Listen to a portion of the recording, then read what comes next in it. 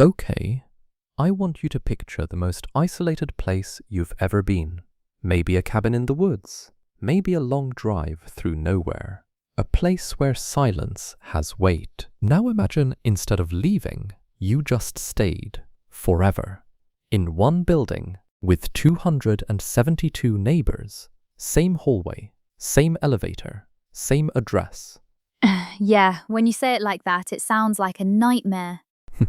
Welcome to Whittier, Alaska, a real town, real mayor, real school, real police station, real church, all inside one 14-story building called Begich Towers, and nobody is forced to be there. Every single one of those 272 people chose this. And I want to be clear, we're not talking about one building in a town. We are talking about one building that is the town. Your neighbor on floor 7, also your postman, also possibly the person who teaches your kids.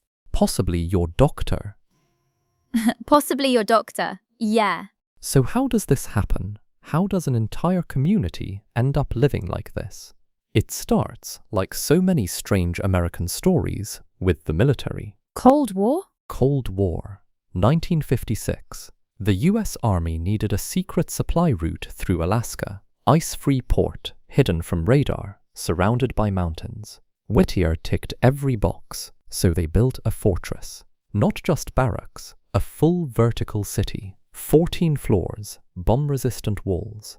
Designed to keep over 1,000 soldiers alive through an Alaskan winter or a Soviet strike. They had their own power plant, their own fuel supply. The idea was, if the outside world ceased to exist, Whittier wouldn't notice. That's actually kind of terrifying when you say it out loud. But here's where it gets stranger.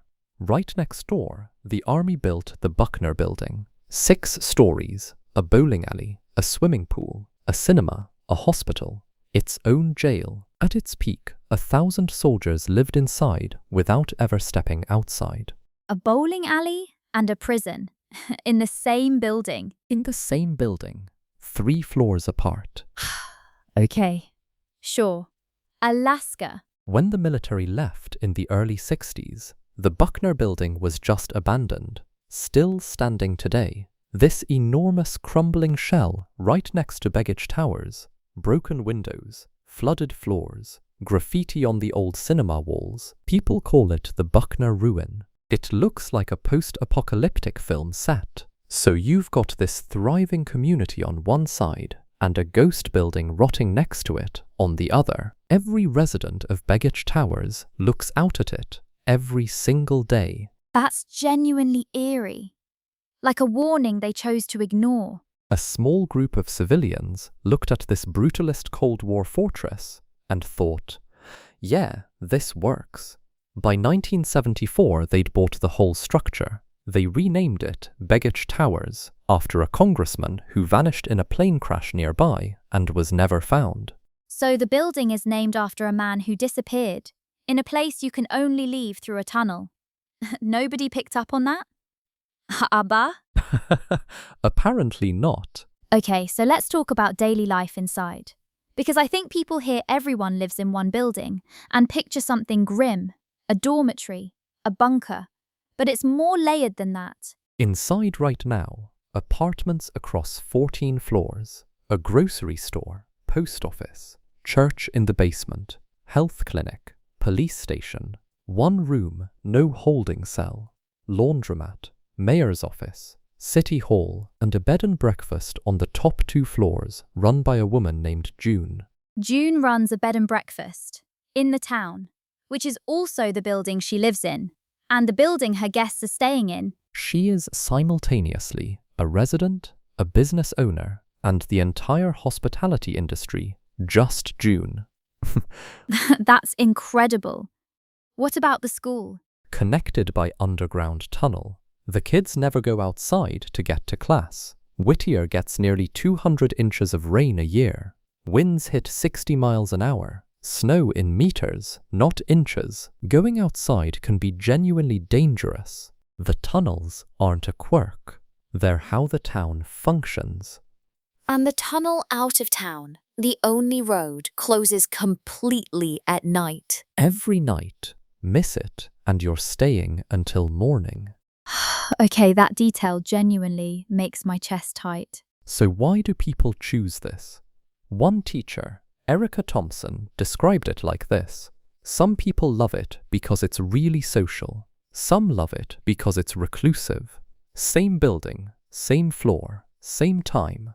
The same walls feel like a prison to one person and a sanctuary to the next. Because they clearly do. Families there for generations. Kids born in Begich Towers who grew up, left and came back. A former resident said, "A lot of people say it feels like prison." I just laugh and say, we all live in the same house. We just have separate bedrooms. That's actually kind of profound. The building doesn't change. The people do. The mayor called it magical. His daughter posted about it on TikTok and got millions of views overnight. People asked if it was a cult, but her answer was simple. The community is so warm, you never really feel sad. You always have someone to talk to. Always. I mean, that reframe is everything, isn't it? From the outside, it sounds unhinged.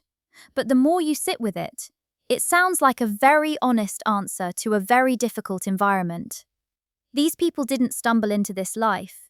They picked it.